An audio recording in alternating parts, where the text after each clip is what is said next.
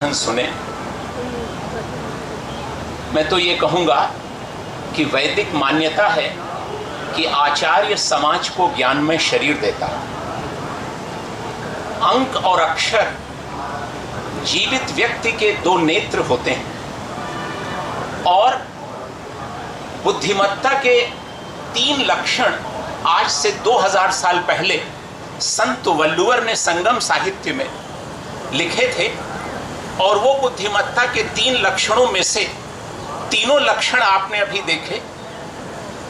वो ये है, पहला लक्षण है कि व्यक्ति को अपनी बात अत्यंत सरल शब्दों में अभिव्यक्त करनी चाहिए, बुद्धिमत्ता का पहला लक्षण। दूसरा, दूसरे की कठिन से कठिन बातों को समझने की चेष्टा करनी चाहिए। तीसरा, लोक में अपने मित्र ही बनाने चाहिए और सामने और पीछे दोनों स्थानों पर सद्भाव बनाए रखना चाहिए। ये नहीं कि सामने आप मित्र के कुछ कहते हैं और पीठ पीछे कुछ कहते हैं। अभी संस्कृति की परिभाषा आई, बड़ी सुंदर परिभाषा आचार्य जी ने दी, आचार्य नरेंद्र देव ने। एक दूसरी परिभाषा मुझे पढ़ने को मिली, वे क्रियाएं जो मनुष्य में निर्मलता का संचार करें संस्कृति की कोटि में आती हैं। हमारे मन में जो शुभ विचार उठते हैं वे संस्कृति की कोटि में आते हैं। जब दैनिक जीवन में व्यवहार में आते हैं तो सभ्यता बन जाते हैं। अर्थात संस्कृति विचार है और सभ्यता व्यवहार है। और हम हर पल अपने व्यवहार से बताते हैं हम कितने सभ्य हैं अथवा कितने असभ्य।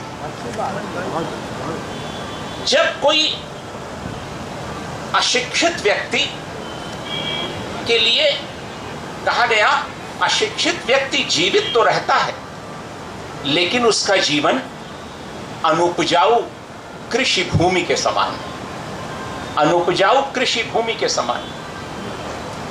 अभी ज्ञान की बात बड़े अच्छे ढंग से भाषा के संदर्भ में हो रही थी। हमारे यहाँ 4 प्रकार के शिक्षकों की कल्पना 5वीं शताब्दी ईसा पूर्व में थी, जब व्याकरण के आचार्य पाणिनि ने अष्टाध्यायी के 12,000 सूत्रों की रचना की। और आचार्य पाणिनि ने लिखा कि शिक्षक 4 प्रकार के होते हैं। पहला शिक्षक आचार्य होता है जो वैदिक मंत्रों का दृष्टा होता है, उसको अनुभव करता है और उस अनुभव का ज्ञान वह लोगों में वितरित करता है, वो आचार्य है। दूसरा उन्होंने कहा, दूसरा होता है प्रवक्ता। ये प्रवक्ता शब्द प्रोक्ता शब्द से बना, जो पहले कहा जा चुका है। अर्थात प्रवक्ता वो है जो पहले कही हुई विषय से संबंधित बातों का अध्ययन करके और उसको समाज के सामने रखे, वो प्रवक्ता है। तीसरा उन्होंने कहा श्रोत्रिय, जो ऋचाओं को सुनता है, सुन करके उसका मनन करता है और उसके अर्थ को समझाने की चेष्टा करता है, वो श्रोत्रिय। और चौथे प्रकार का शिक्षक उन्होंने बताया अध्यापक कहलाता है।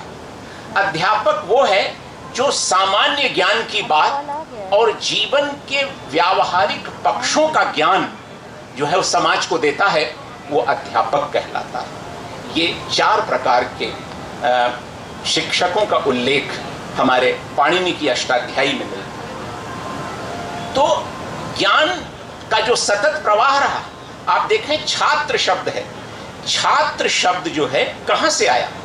छात्र शब्द का शाब्दिक अर्थ है छत्र, छत्र से बना छात्र। छत्र का अर्थ है या अम्ब्रेला या छाता। जो अपने आचार्य को नाना प्रकार की असुविधाओं से उनकी रक्षा करता है, वो छात्र। और आचार्य के लिए अंतेवासी, आचार्य कहता है कि वो अंतेवासी है शिष्य हमारा। तो अंतेवासी इसलिए है कि वो आचार्य के कुल में रहता है, घर में रहता है, और जो आचार्य से सीखता है वह बाद में आकर के वो समाज को देता। बहरहाल मैं बहुत बात नहीं बढ़ाना चाहूँगा। मैं जो हमारे आज अभी आपने भूमित्र देव जी को सुना, कितना सुंदर, इतने कम शब्दों में इतना गहन चिंतन हमें दे रहे थे। मैं तो सोच रहा था कि समय की अवधि बढ़ जाती और वो बोलते रहे। मैं उनका बहुत बहुत आभारी हूँ, धन्यवाद ज्ञापित करता हूँ। हमारे प्रोफेसर हरिशंकर मिश्र जी, आप सब लोग जानते हैं कि भाषा का कितने सुंदर ढंग से और कितने निकट से भैया साहब की जो उनकी इच्छाएं थीं उनको उन्होंने आपके सामने रखा और कितने सुंदर ढंग से उन्होंने उसको वो किया। चूँकि विश्वविद्यालय में वो मेरे सहयोगी रहे और मैंने उनकी प्रतिभा को बहुत निकट से देखने की चेष्टा की है, तो उनको सम्मानित करना हम अपने परिवार को, अपनों को सम्मानित करने की तरह लेते हैं। हमारे व्यंग्यकार गोपाल चतुर्वेदी जी, मैं क्या कहूँ, हमारे वो मार्गदर्शक भी हैं और हमारे एक तरह से कहें कि महाभारत में जो कृष्ण का स्थान था सारथी वाला, वही स्थान हमारे चतुर्वेदी जी का है।